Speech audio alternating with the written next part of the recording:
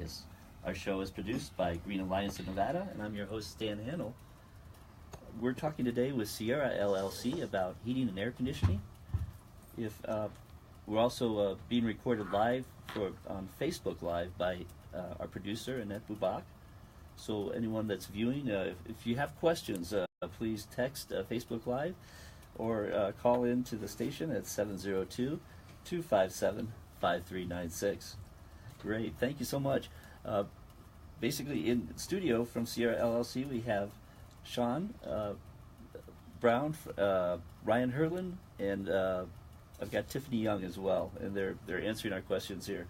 We were talking about doing an audit. Say someone's has an 18-year-old system and they want to considering putting a new one in, and can you talk a little bit about what you're looking for when you go through, and also the idea that bigger is not always better? I think that was great. Yeah, definitely. The difference from, 18 years ago or even 15 or even 10 years ago on the technology to nowadays with the new systems is tremendous. And that's the thing. Just because they had, say, a 5-ton system in there back then doesn't mean that's what you need now. The requirements of the new systems, they are more efficient, so they're able to do their jobs a lot easier. And a lot of things can change upgrading the insulation up in the attic, the windows, the way the house faces. There's a lot of different factors that go into actually sizing the home and making sure that the air conditioner is sized properly for the home, not necessarily just throwing an air conditioning system in the home. Just because you had a 5-ton there before doesn't mean that you need a 5-ton again, or saying that you had a 4-ton and wanting to upsize to a 5-ton. The problem with that is you may be, going from a 10 SEER that's 18 years old, going to even the bare minimum 14 SEER that's brand new. But the factor is now you're going up to bigger motors, which means you're still using more power than you were before. That's so you're true. Not going to see the savings that you would just going from the same size to the same size, or even downsizing. Downsizing is a very difficult situation, but at the same time, when it is possible, it does help cut down the utilities a lot more, because now we're going to a smaller motor and accomplishing the same level of comfort. That's fantastic. Going bigger is definitely not better in air conditioning, because we just end up using more power to do the same job we were doing before. That's tremendous, yes. How did you get involved in the air conditioning business? What was your background? Well, I've been doing air conditioning for about 13 years now. I actually started in Palm Springs, California, and then moved out here, a few years ago. So you know the desert. I do definitely know the desert. I know the high heats. And it's come down to a lot of the knowledge that I've gotten is just going through schooling and going through after work classes, because it's not 5-10 years ago it used to be a plug and play industry where kind of like hooking up a TV. We used to just be able to hook up the wires and be done with it.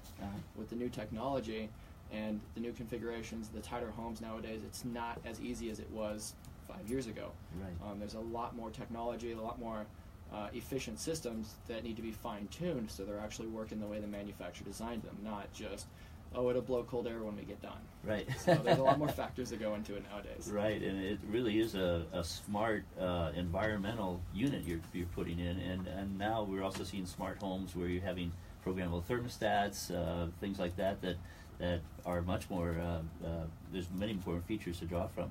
When we're talking about tonnage, what does that describe in a system, in a home? So tonnage really breaks down to the amount of BTUs that it actually, how many thousands of BTUs it takes to keep the British house. thermal units, right? Exactly, yeah. How many British thermal units that it takes to actually keep the house comfortable on a worst case scenario, 110, 115, 120 degree day. Wow. The calculations that we do, we factor everything off of 115 degrees, so that way, worst case scenario, when it does get up to that, the system's still going to be able to keep up. That's fantastic. We don't want to size anything off of a 95 degree day, which is sometimes the average, and then when it gets anything over that, you're not going to be happy, you're not going to be comfortable. So and I've felt that where I live, when it does hit 112, it's your air conditioning's going full tilt, and you can still feel the heat coming through the building. Exactly, it's amazing, radiating off the windows or the walls, and you want to make sure that yeah, your air conditioning can keep up with that. Yeah, I tried one time not to use air conditioning as long as possible, and my countertops started getting hot. I couldn't even touch them. You know, it's amazing out here. I have a question too. With the energy efficient systems that are out there, I know the air vents used to be where put them by the windows because the windows were not efficient, and so you'd have that heat thermal gain. Yeah. But now I understand with the better windows, especially in the newer homes, that you don't necessarily need to place it by the window. I mean, you're able to retrofit it and get better circulation and airflow and balance and things like that. So do you have any insight to that?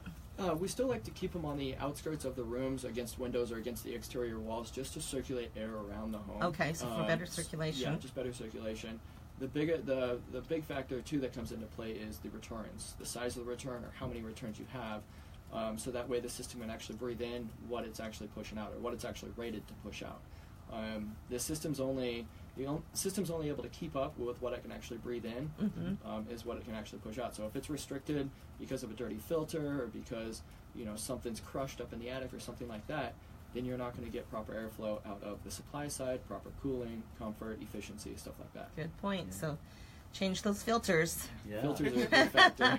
Yeah, I really like the idea that you're talking about ventilation and you're making it it's like an organic system, and it is. You're living, and the people breathing in and out are breathing with their home as well. So yeah, no, that's amazing. That's fantastic. Can you talk a little bit about some of the smart thermostat technology and the environmental controls that are out there? Yeah, definitely. So some of the thermostats out nowadays, or some of the systems are self-diagnosing systems. They will actually sit there and run diagnosis in the background of the thermostat, of the furnace, of the air conditioner, to check and make sure that everything's running properly and correctly. Because as soon as something starts acting up, that's where you start to lose your efficiency. So if your thermostat's monitoring there, and it's kind of like having a digital technician there all the time. The nice thing is us technicians like to eat a lot, so you don't have to feed us. But yeah, there you go. We're always sitting there watching the system, and then if something does go wrong, it can actually send you an alert to your email, to your phone. It can actually set it up and send an alert to us, so that way we're notified a lot sooner, so we can get the problem fixed before you start getting those high utility bills. That's tremendous.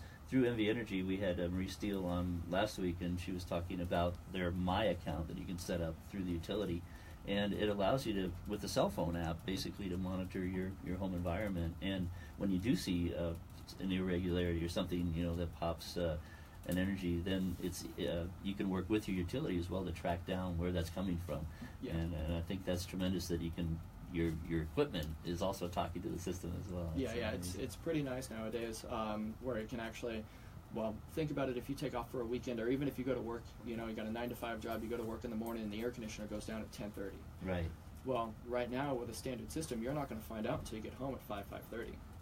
With the new smarter systems, you'll get an alert on your email on your phone saying, hey, we've got a problem, it's not working, we need to get somebody out there right away. So instead of calling at 5:30 when everybody else is calling, because that's when they're getting home, you're calling at 11, 12 o'clock and able to set up, hey, I'm going to be home at 5:30, I need a technician there at 5:30, you're ahead of the line already. That's great. And scheduling and just coordinating, that makes it easier. Exactly. Fantastic. Thank you. What can you say about heating systems? And I guess just getting more into your technologies, I've heard of like heat pumps and that sort of thing. Is that something else, or some of the products that you guys are working with? Yeah, we definitely work on heat pumps. Heat pumps is kind of a different scenario. You have gas systems, which uses natural gas for heating, and then it's a standard air conditioning system. And then heat pumps are going to use refrigerant for either cooling or heating. They run it either forwards or backwards, depending on what it needs to do. Most of the time we use heat pumps in the scenario that we don't have gas in the home. I see. That works. So electricity-based system then. Yeah, correct. That's fantastic. Yeah, there's so many options. That's great. And so that's, I think, what's neat about your company is you're working with the client and spending more time just kind of educating them about what's out there. And as we talked about, the technology changes that have been going on. Yeah, exactly. Yeah, the technology's changed a lot in the last even 5 years, to where it's not as easy as just showing up and saying, oh, you need an X unit, or oh, this is what it's going to cost. Well, if you don't know what's available, how are we able to give you something that you want? So yeah, that's why we need to go over everything that we offer that's available, let you know about everything, the high efficiency, the comfort levels, the noise reduction, and then let you choose what fits your lifestyle, your budget, what fits your home the best. That's great, and looking ahead for the next 20 years too. Exactly. With that decision, when you make that decision, and the price is coming down too. That's yeah. The prices are definitely getting more competitive now that the technology's been around a little bit longer than when anything's brand new. Right. It's more expensive. Prices, it just goes straight through the roof. But now that it's been around for a little while, they're getting more reasonable, more affordable. So, and then we offer payment plans as well. So it's one of those things where even if it is something you want and you can't pay for all at once, we do have some different payment options, so you can figure out how to take care of it that way. That's great. You got credit and different payment plans as well. Mm-hmm. Thank you. Well, we'll talk more about that when we get back, and on heating, ventilation, and air conditioning. Thank you very much.